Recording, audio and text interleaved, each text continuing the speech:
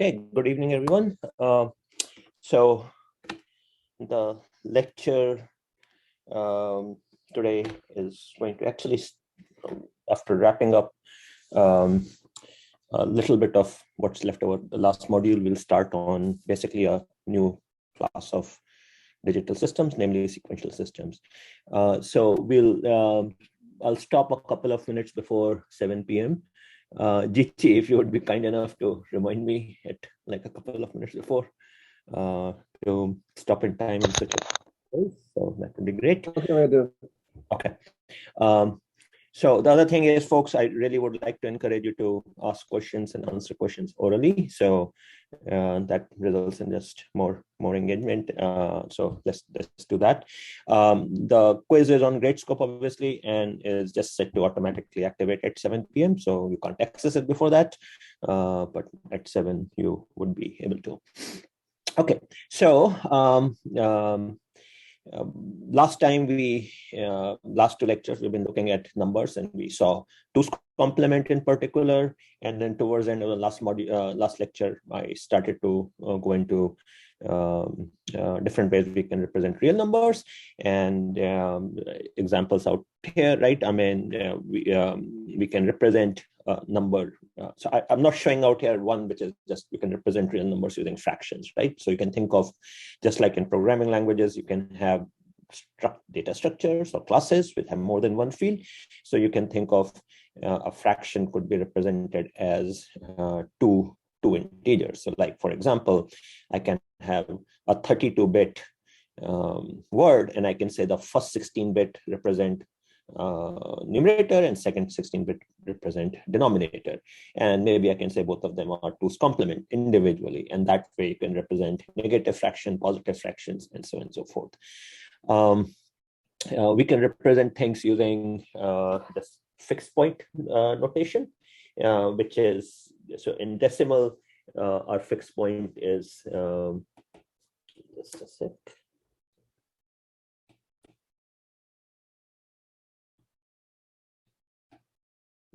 My pencil today is not working for some reason. Just excuse me for a moment.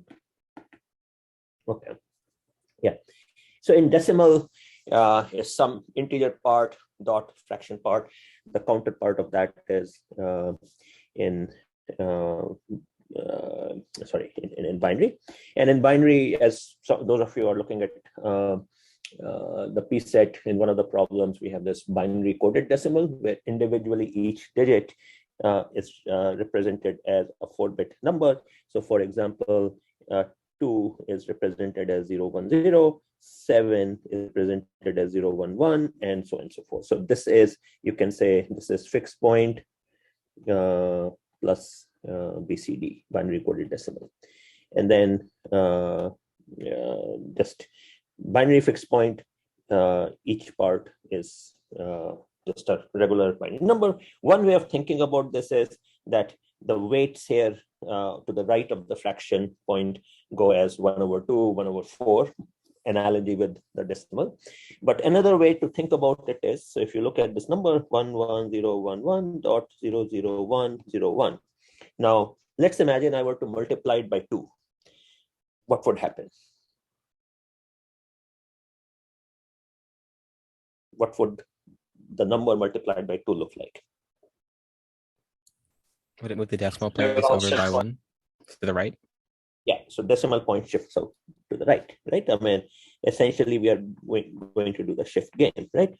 And so if you think about it, I can think of the whole number that I have written out there as the same as 11011.00101 divided by 2 to the power 5, right? So you can say that a fixed point number is nothing but an integer with a scaling factor, right? So I can say sort of this integer times a scaling factor, which is 2 to the power minus 5. So S.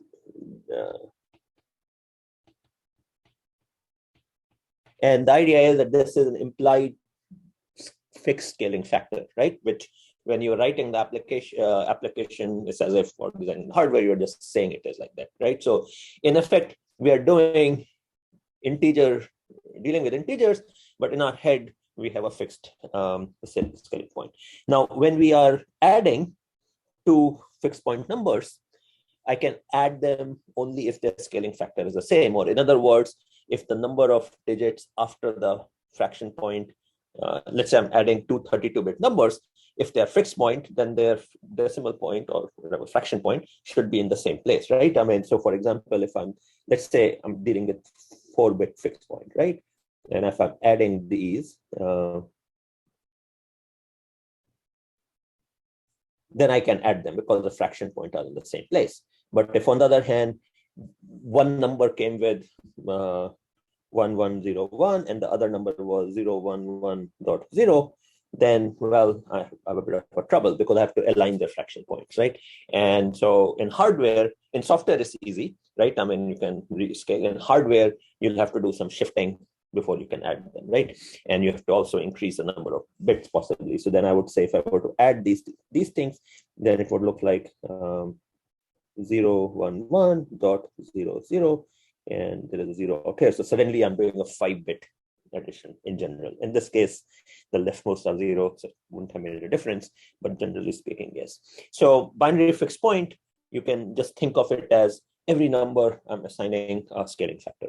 If I multiply two numbers, then what would happen? If I take two numbers, then the scaling factors, if the scaling factors are S1 and S2, then the scaling factors will get multiplied, right? So because we are multiplying the numbers. And likewise in division, the scaling factor would be adjusted. So that's a good way of thinking about the binary fixed point. The nice thing is that the scaling factor part is just really something that you're keeping track inside in kind of your head, so to say. Otherwise, it's just integer arithmetic, and that we already know how to do. Floating point, which I described last time, is by analogy from our scientific notation in our regular number system, right? So we do a mantissa, and instead of 10 to the power something, we say 2 to the power something, right? So in this case, mantissa and then an exponent, both of mantissa and exponent, both will be binary. In general, you devote more bits to mantissa and far fewer bits to exponent, because even in scientific applications, like the biggest exponents you'll probably deal with normal course might be, let's say, order of 50 to 100, something like that, right? I mean, think about big physics, like how many particles in the universe, these kind of numbers. Still, you kind of max out at 2 to the power 100 or thereabouts, right? I think by the time you reach 2 to the power 100, you are well above number of things that exist in the universe. So you don't need that many bits on the exponent. And likewise, think about how small a number you can go to, right? I mean, again, 2 to the power minus 100, 200, something like that is more than enough. So in floating point, usually kind of you'll see a lot more bits to the mantissa, so that you have more significant bits there, and then a smaller number of bits being devoted to the exponent. So now what happens is, so again, think of like, I give you some number of bits, let's say 32 bits, and you are trying to represent, go ahead, please. Question? Yeah, so I'm wondering, because like we as humans, we understand like floating point, but like how does circuits like store, like how should I say, like store the decimal places? They don't store the decimal places. That's an interpretation you are giving. Circuits only store bits, right? So you will somewhere 32 bits are stored, and I can give those 32 bits any different meaning, and then I'll design my hardware around that. So let's say somewhere in a memory or 32 bits are stored, and then I can say, those are 4 8-bit characters, 4 8-bit ASCII characters, or I can say they represent a 32-bit base 2 number, or I can say it's a 32-bit 2's complement number, or I can say it's a 32-bit floating point number. It's all the meaning that we are ascribing to it. Now, if I were to say it's a 32-bit floating point number, and now if I design an adder, I'll have to design a floating point adder, which understands the fact that those 32 bits are representing a floating point number. Whereas if on the other hand, I were to say, hey, this thing is a 2's complement number, then my adder would be a 2's complement adder. So decimal point or the fraction point doesn't need to be stored anywhere. It's all implied. Okay, so it's a meaning that you are choosing to give. And once you say, look, this is what it is, then rest of the place, you'll have to design accordingly. Likewise, the scaling factor is a meaning we are giving. It's not like the scaling factor is, let's say, stored anywhere. It's just you're saying, think of these 32 bits such that there is a fraction point, let's say, after 5 bits from the right. Okay, so again, an agreement that you are making, you are kind of saying, I assume this is, I've been told this is how I'm representing things. So in the memory, all you have bits, no need to store the decimal point. It's a very important point that, right? I mean, so I'll, one little caveat, I don't want to confuse you. Of course, when you are writing on the screen, right? I mean, like right now, I just, like with my keyboard, I can type 11.01, right? At that point, 11.01, they're just characters. Okay, not on the scribble, but let's say I were to type in an editor, right? If I were to type 11.01, then those digits characters that I typed 11.01, they will be stored somewhere in the memory as characters. At that point, they are not numbers, right? I mean, they are just characters. And we saw in the PSET that characters can be stored as ASCII, right? There are also other ways of encoding characters. There is something called Unicode, which lets you represent characters using 16-bit, and they can store all characters in all languages known to humanity in a single 16-bit factor. So languages like Chinese, which have lots of characters, fit in also. But at some point, you'll say, I had asked the user to give me a number, and now I'll go and some software will parse through it and say, aha, this is the character for 1 and a dot and a 0 and a 1.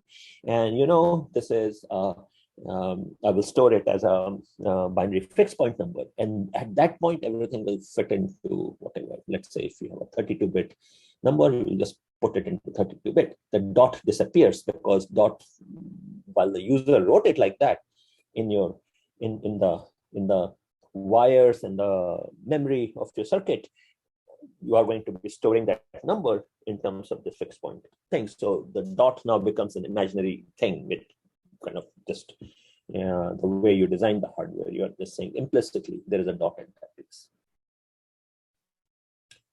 So same thing with floating point. We have 32 bits. It's the meaning we are giving to them. And in the top part, I've shown a scheme where how can I store scientific notation numbers in those 32 bits. So I can say, let's imagine that I'm going to have a sign bit. I'm going to, so 1 bit I'm going to devote to the sign.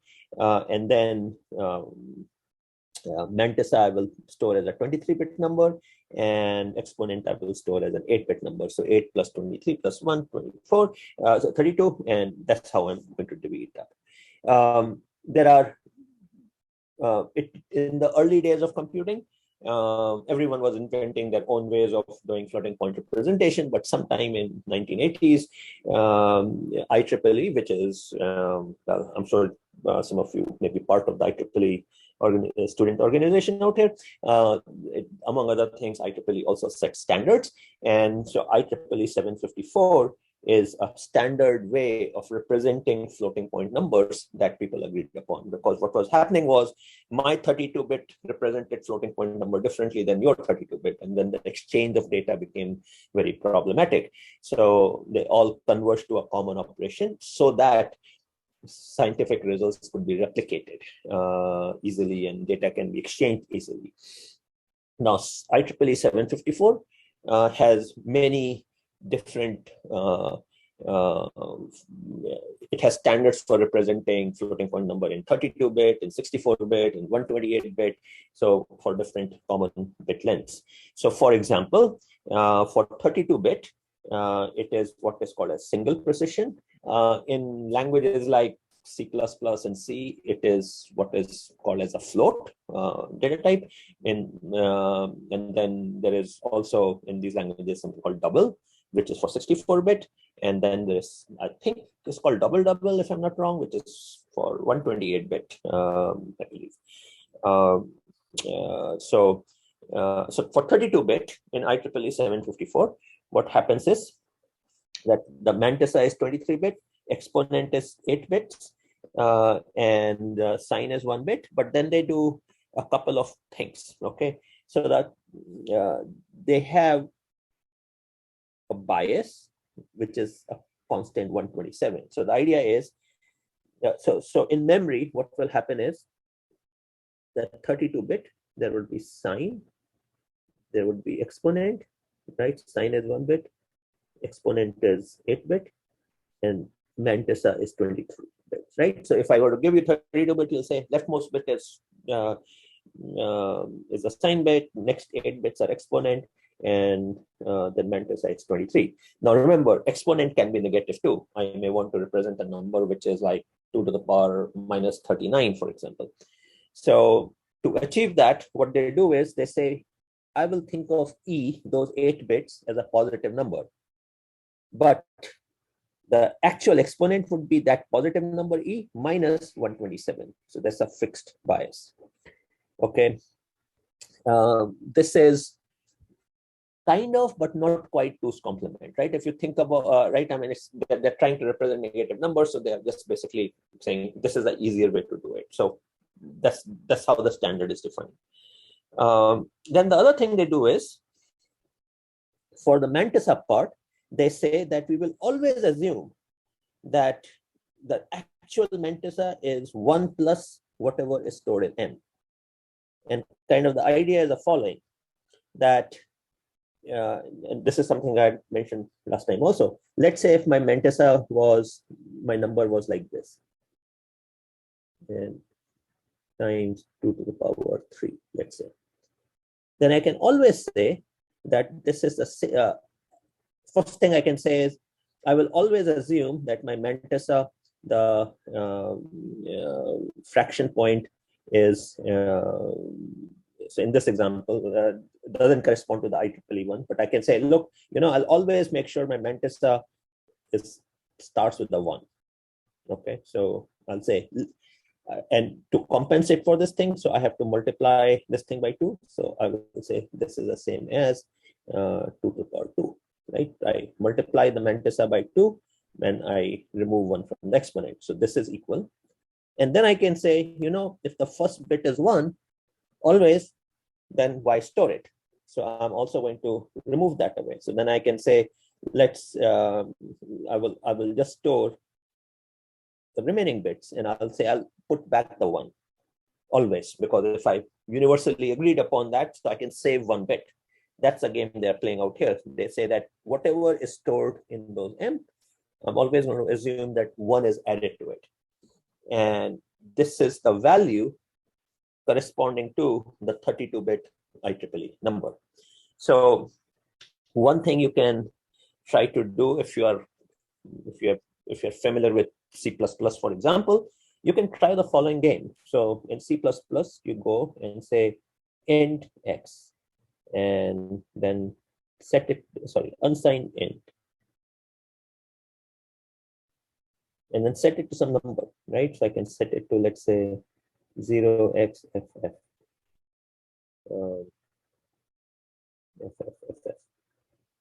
Let's say I set it to that. So what this is doing is, in the computer's memory, it is storing 32 bits of all ones.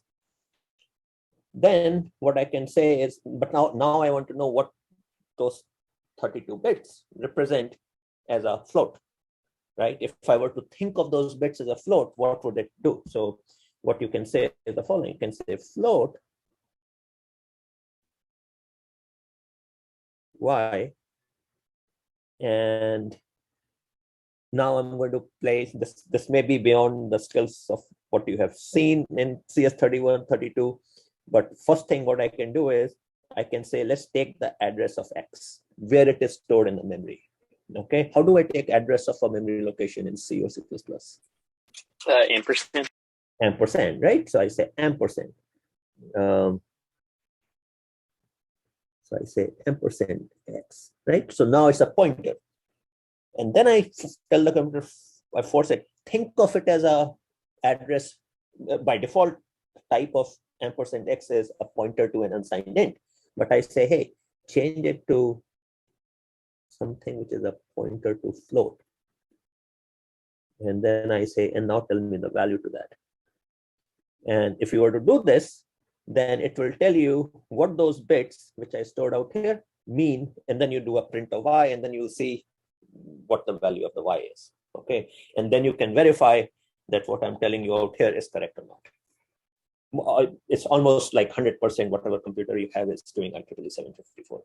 So this is a good way to kind of verify that the formula I'm giving you actually works. Okay, so this is what it's doing, is it's saying, it's telling at a software level, I'm saying, reinterpret those bits that I am storing out here as a floating point number. And then you will see that this formula that I'm giving, so if it's all 1 in my example, then that means sine is 1.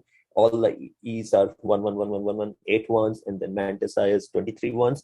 And then you will see that it indeed satisfies what I'm claiming out here.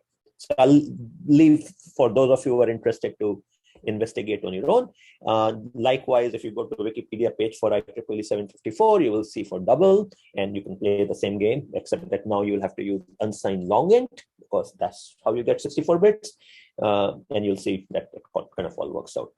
Now, for scientific computation, this is how things work. And actually, probably one of the things that made computers super useful for science, engineering, and to some extent even for finance is that we had a standard way of representing things. Because remember, whatever game we play, if I have 32 bits, there are only 2 to the power 32 numbers that I can represent, right? So of all that space of infinite real numbers, I'm making a choice, right?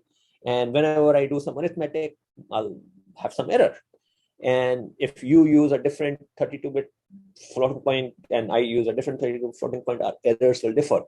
And that can create chaos, right? I mean, imagine NASA calculating trajectory to Mars. I mean, these tiny errors can create huge havoc.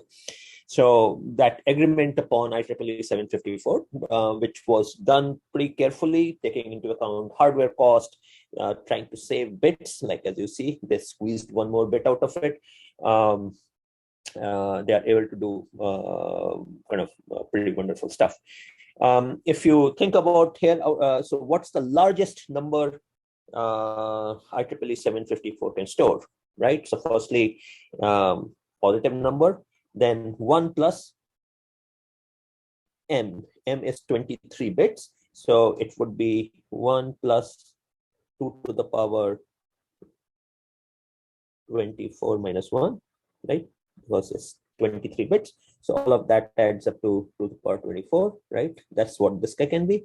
And then exponent, the largest value could be 255 because it's 8 bits, minus 127. So we are left with 128. So times 2 to the power 128, right? That's the largest number it can store on the positive side. And likewise, you can figure it out for the negative side. So, so there's a range, and if you have the 64-bit version of IEEE 754, of course, it has more mantissa bits and more exponent bits, so it can represent more numbers, and it can represent them at a finer granularity. Since mantissa only has 23 bits, that means I can only have 23 plus 1 significant digits in my number. So if you recall your physics courses and all, right, we always worry about how many significant digits that I have in the measurement. In this case, I can have 24 significant bits. So that kind of limits 24 significant bits is roughly, let's say, around 20 to 21 significant digits, right, in base 10. So I can store quite sort of numbers at pretty fine granularity with using this kind of a scheme. So that's floating. And unlike fixed point, now I can represent large numbers, but when I represent large numbers, then I'm going to represent them more sparsely, right? So let's talk about why that happens. So there are two very important concepts out here: accuracy and resolution. So let's say I have some scheme of representing real numbers, right? So let's say Rx is some number, some bits, right? It represents bits which correspond to some real number. Let's say using IEEE 754. And let's say, given a bit string B, let's say VB is the value of that number. Okay, so I like this formula, for example, out here is giving me the value of the number. So I give you a bunch of bits and I can say, what's the value of this number given your scheme, given IEEE 754. Then, so my real number was X. This R of X, which is the bit representation, would be the closest number I can represent. Because remember, my bits cannot represent every possible real number, because a set of real number has infinite elements, whereas 32 bits can only represent 2 to the power 32-bit numbers. So when we convert the number I want to represent into those 32 bits, I'll have to go to the nearest number. So R of X does not represent, so value that R of X will have, that is value of the actual value represented by those 32 bits, will always, almost always, be slightly off from the actual number X. And that is the error that exists in your number. And it's inevitable because, again, you have a infinite, the number of value, the possible options for X is infinite, right? Floating point numbers. And most of those we can't represent, right? So our goal is that our approach is that we represent it using the closest number. So if you look at the number 9, what will happen is, again, we can represent 2 to the power 32 things. So what usually happens is that around very small numbers, I can represent things more densely. And then farther away, I would represent number more sparsely. Kind of very large numbers, I would present things even more sparsely. So if you were to map out which actual numbers can accurately be represented, there'll be some set of 2 to the power 32 points in there. And then when your user enters X as a string, right? I mean, the user may enter, let's say, a million digit, if you like, I can represent, let's say, pi as 3.1415926 blah blah blah blah to billions of digits. But obviously, I can't necessarily represent those things. So I always have to find what number on my that represented in the IEEE 754 is the closest to the actual value of pi. And then I will say that's what pi is as far as the computer is concerned. It will never be fully accurate. So that's the absolute error. And the relative error is absolute error divided by X. Okay, so it turns out that when we have very big numbers, then absolute error will go up, but relative errors still remain okay.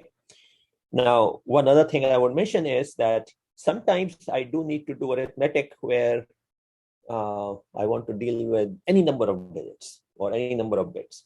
So like people who calculate billions of digits of pi, for example, right? Then they don't use our regular hardware. Okay, they have to do things, their magic in software. They have to store those bits somehow and do what is called as infinite precision arithmetic or multi-precision arithmetic. So they do it through software.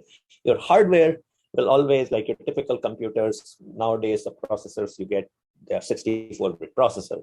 So they are designed to do 64-bit arithmetic and 32 and 8 and 16. Anything else you want to do, you'll have to sort of do multiple steps of operations. So this concept of error is important, right? Because we can't represent all numbers, so there'll always be an error. And then you can say error in absolute terms, error in relative terms. So let's say, for example, So this is where sort of one has to be, when you're making a choice, you have to be aware of it, right? Like when you are doing in software, right? I mean, so you have a choice of, let's say you know that your computer is a 64-bit processor, then 64-bit floating point would be very efficient. But if you were to do 128-bit floating point, double, then the software will do it in multiple instructions and it will be costlier. So you should use double only if you really need to. And maybe you are whatever high energy physicist or investigating Big Bang and you're dealing with super tiny numbers or super big numbers, maybe you do need double, right? Most, if you're just designing a bridge or a electrical circuit, just a regular double is plenty. So to figure out what representation to use, first thing to remember is fixed point is like integer, so it's very efficient. It consumes very little power. We know how to do it very efficiently. Floating point, this IEEE 754, is much more of a pain. So an adder and a multiplier for floating point looks far more complex beyond the scope of this course. But there's a course in computer science. I don't know if it's still taught or not because the faculty teaching it retired, but it goes into how to do floating point stuff. It's a pretty fascinating topic. Lots of challenges. Just to give you a hint, let's say you are dealing with scientific notation decimal numbers, right? So let's say I were to give you 2.3 E6 and 3.9 E8, and I say add them. How will you add them? Anyone?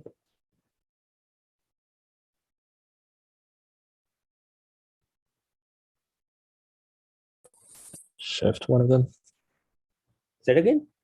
Shift one of them so they have the Shift same one of them. Yeah, exponent. so that they have the same exponent. Exactly. So first we have to make the exponent the same. So I can say 2.3 is really 0.023 E8. And then I have 3.9 E8. I add them up, 3.923 E8, right? So I have to realign the decimal point, okay, by doing the shifting. So as you can see, even something simple like adder is now a lot more complicated operation in floating point, right? Actually, ironically, multiplication is kind of easier, right? If I were to multiply those numbers, I can say, hey, it is E14. That's easy. I just add the exponent, and then it's 2.3 times 3.9, right? So actually, ironically, in floating point, multiplication seems easier than addition, right? Because we already have an integer multiplier in all the hardware, so it's a lot easier to do. Other issues that come into play, when you multiply two numbers or add two numbers, you can overflow or underflow. So it became such an issue in floating point hardware that they actually have an explicit number for infinity.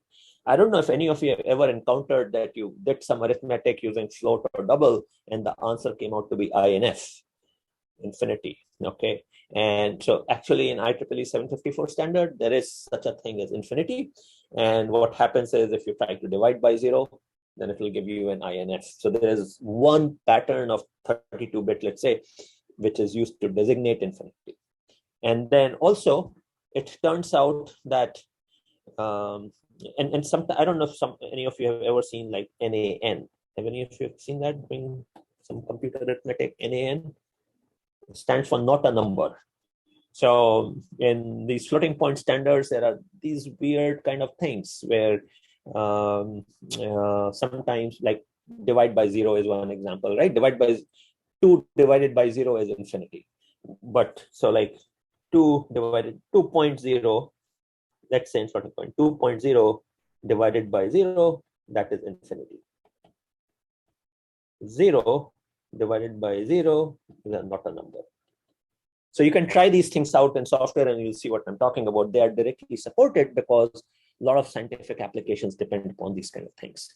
So floating point number, complex, and it took early days for floating point operations. whenever it would see that instruction, the computer will interrupt, and then some software routine will implement IEEE 754.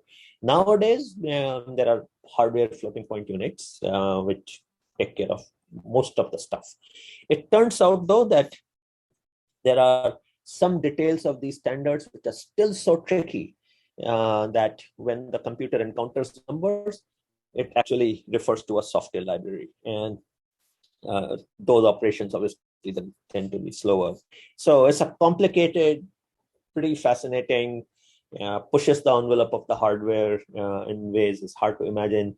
And people who understand IEEE 754 are these kind of standards and how to work with it. I mean, they are a select elite group of people who design these things. I mean, I have even like I work in digital systems, have worked in it, but my knowledge is like just only a little bit better than what I'm describing to you. So the message out here is, if I want to, you have to select your choice carefully, right? You don't want to be wasteful by hardware. Suppose you need to represent distances from 1 millimeter to 1 meter with an accuracy of 0.1%. Then you can say, you know, the range here is pretty tiny. 1 millimeter to 1 meter is just a matter of 1,000, right? My dynamic range, like the smallest number to biggest number, are only 1,000 apart. 1,000 is roughly 10 bits. Hey, I can easily do it with integers. 0.1% means that 0.01 millimeter, right? Because the smallest distance could be 1 millimeter, and I'm saying 0.1%. So, sorry, so it would 0.001. Okay, so I need 1,000th of a millimeter accuracy. That seems like another 10 bits or so. So I should be able to do a 10-bit integer and a 10-bit fraction part to do this again, right? So the logic out here I'm saying is 1 millimeter to 1 meter. I may not be entirely accurate, so I'm doing a hand wavy thing. That's roughly a factor of 1,000, right? That's 10 bits. That means I need to be able to represent that distances from, and then I need an accuracy of 0.1%. That means I might want to represent 1.001 millimeter, right? So I need to represent this. This is base 10, okay? Base 10. So that means I need 1 in 1,000 after the fraction also. That's another 10 bits. The reason it's 10 bit is because 9 bits is 512, 10 bits is 1,024. So I'm doing a hand wavy calculation. So this roughly says that 10 bits dot 10 bits ought to work out here in this application. So how many bits? Sounds like 20. Yeah, one will have to do a more detailed analysis. How many bits are needed with binary floating point? Well, again, here the precision I need is 20 bits. So I need like a 20-bit mantissa, and then the exponent will adjust. Sounds like I can get away with a float, a 32-bit float out here.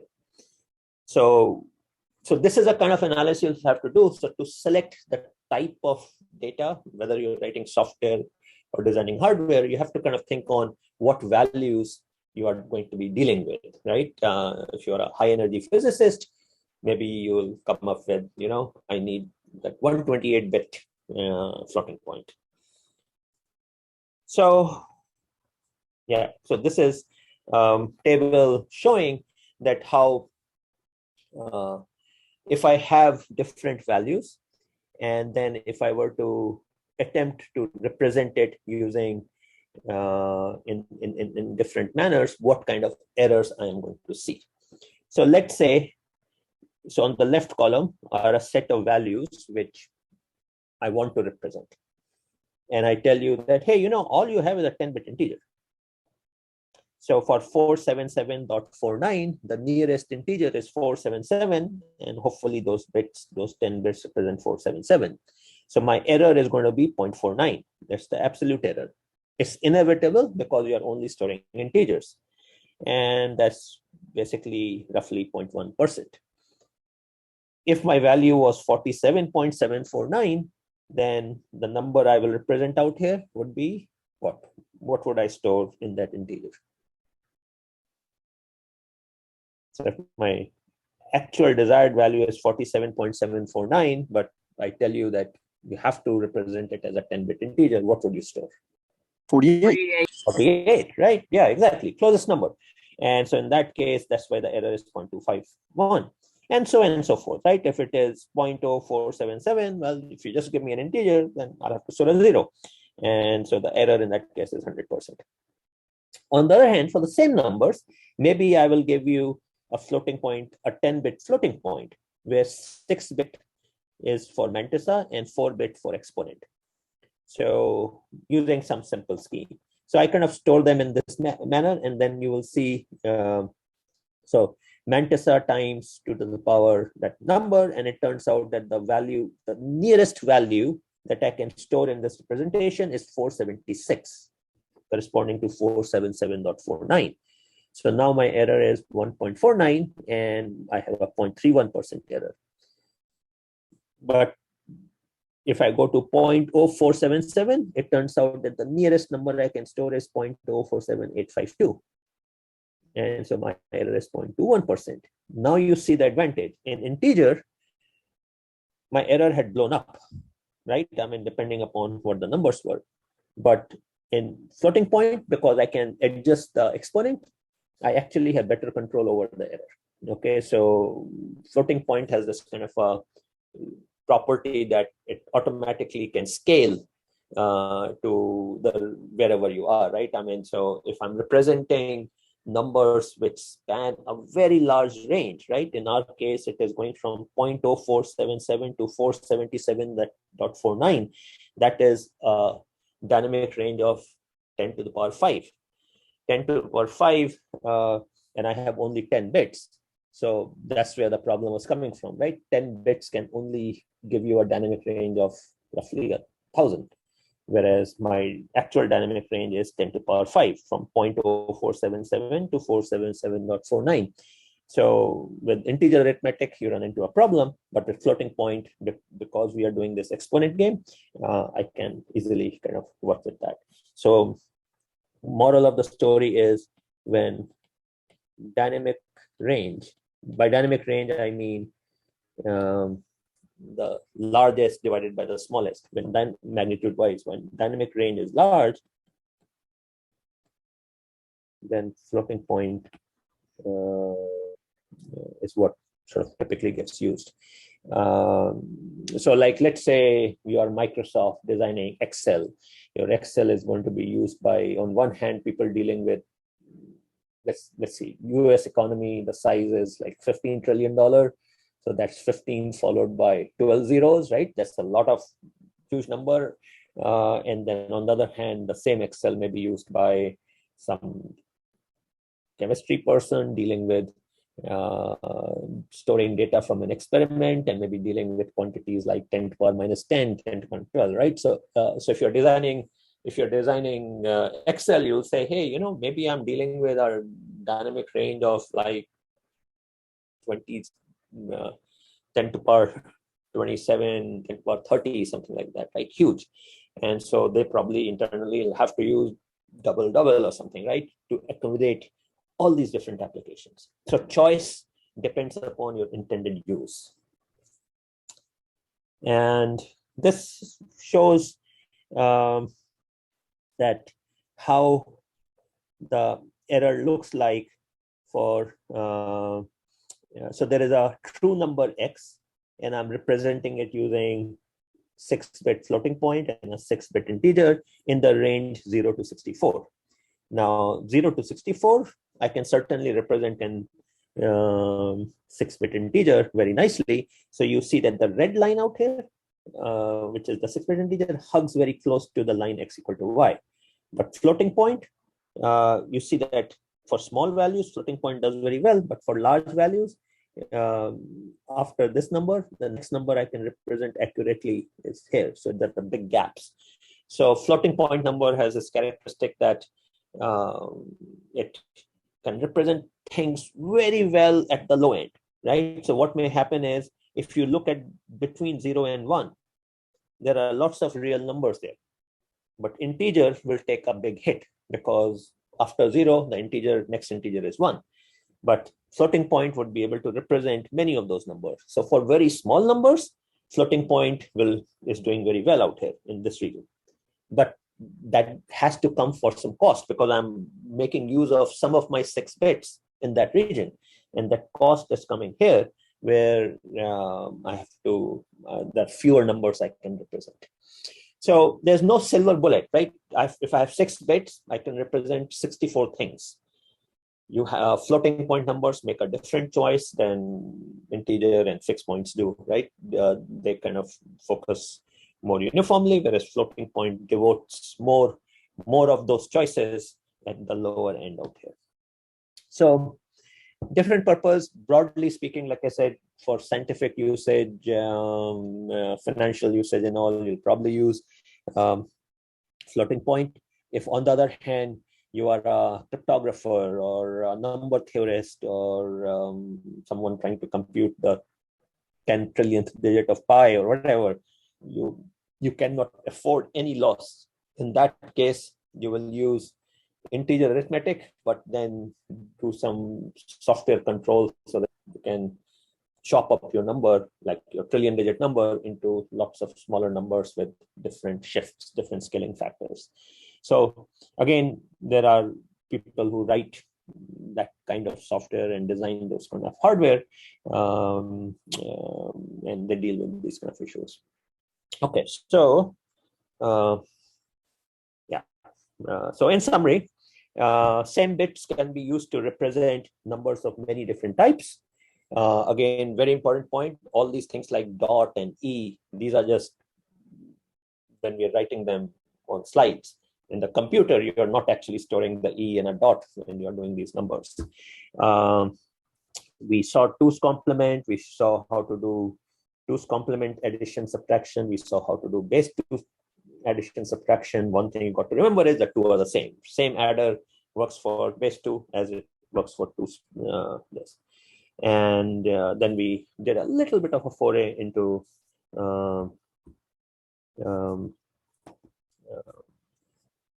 into real numbers. Okay, we kind of just scratched the surface on there. Okay, so I'm sorry, Professor. Yeah, go ahead.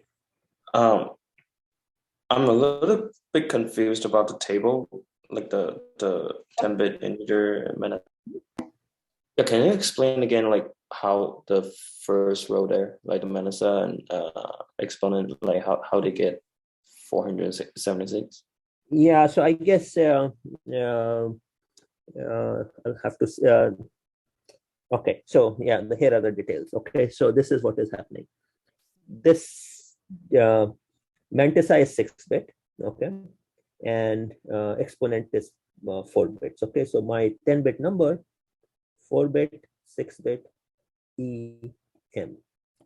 Then what's happening is says shift mantissa by exponent minus 12, and binary point is shifted by exponential 5 from left of implied 1. So there is some additional magic going on out here. So it says the mantissa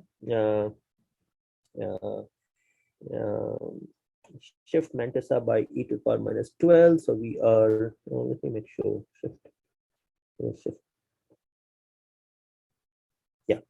So it's saying that the value of the number is 2 to the power, whatever is e minus 12. So I'm going to, it's just a little bit like the scheme that I had out here, right? I mean, the actual formula for the value. Okay, so the same thing out here. There's a bias of 12. So e to the power minus 12.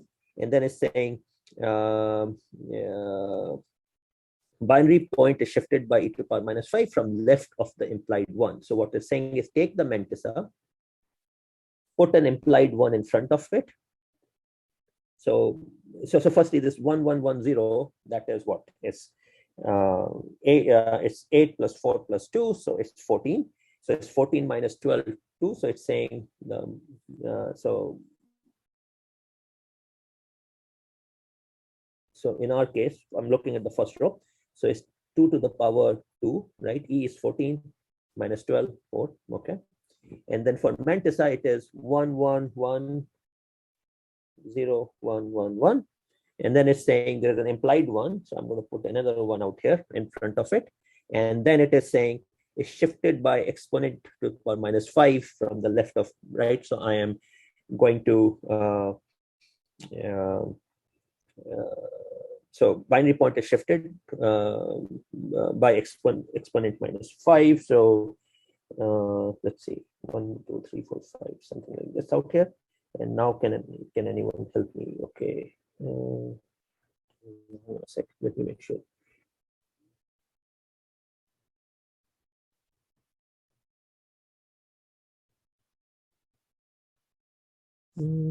Binary point shifted was from left of implied one. So from left of implied one, I by exponent -5. Okay, so exponent in our case was, sorry, so exponent in our case is 14. 14 -5 is 9. So okay, so sorry. So it's 1 1 1 0 1 1 1, and then I add a 1, and then it's saying whatever is my exponent, which in this case is 14. 14 -5 is 9, and so I shift the binary point by 9. Okay, so it's 1 2 3 4 5 6 7 8 9. So binary point goes out here, and this number 1 1 1 1 0 1 1 1 0 is it 476? Can anyone check? Can anyone find out what the floating point, what the binary for 476 is? I think I'll have to do a little bit of reverse engineering here. So 476 in binary. I don't think in this representation you added a 1 to the front. I think it's just 1 1 1 0 1 1 1 left shift by 2, which is equal to 476. Okay. Yeah, that number was 494. That number was 494. Okay, so 476. What is happening out here? And representing it as 1 1 1 0 1 1 1. So the mantissa is, this is 476 if I were to add 2 zeros to it, right? So that's what's happening. So I think I'm missing out the implied. I'll have to get back to you on this one. So this sounds like I'm not doing this implied one out here. So I'll get back to you on this one. Okay, apologies. It seems to me that what I've written out here, this is for 1 1 1 0 1 1 1, and I shifted by 1 2 3 4 5 6 7 8 9. So 0 0. So that's 476. The only problem is that binary point is shifted by from left of an implied one, and that's the part I don't seem to be doing an implied one out here. So I'll get back to you. But right now, the way it is doing it is basically saying that whatever mantissa I have, I shift it left by the exponent that I have. So it's mantissa 1 1 0 1 1, and then my exponent with the offset of 12. So that's 14 minus 12, 2. So I'm shifting it left by 2. So that's why the 0 0 is coming. So that's what this guy is doing. Okay, so it's mantissa is, so again, 1 1 1 0 1 1 1 is 476 divided by 4. And then exponent is written as 1 1 0. So, and we are saying the actual exponent is whatever I have out here minus 12.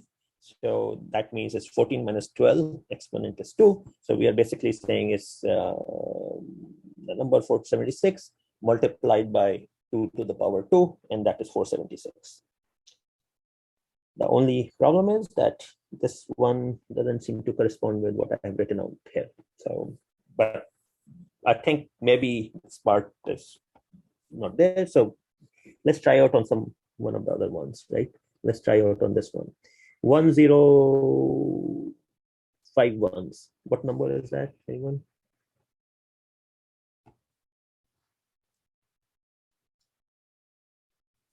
One zero triple one 95.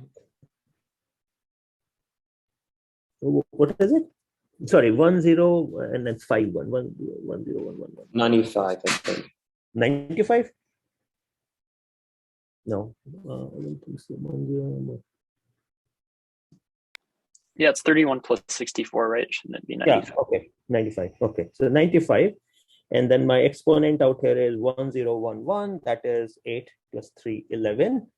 And then we are saying 11 minus 12 minus 1. That doesn't make sense. What am I doing wrong here? I think that's correct. That's time. So it's 95 times 2 to the negative first power. Oh, okay, you're right. Yeah. So it's 95 times 2 to the power minus 1, which is 47.5. Okay. So that's what's happening. So I think what I've written down here is wrong. Okay. It's just a direct implementation. Okay, Manny, just a reminder, so it's a good time to.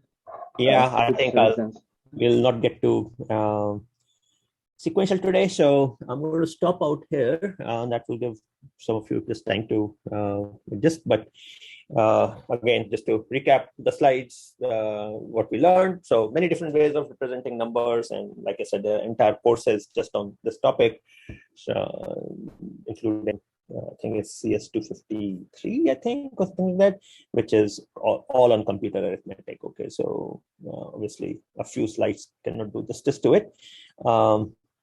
Just remember that you have essentially three choices: integer, fixed point, and floating point.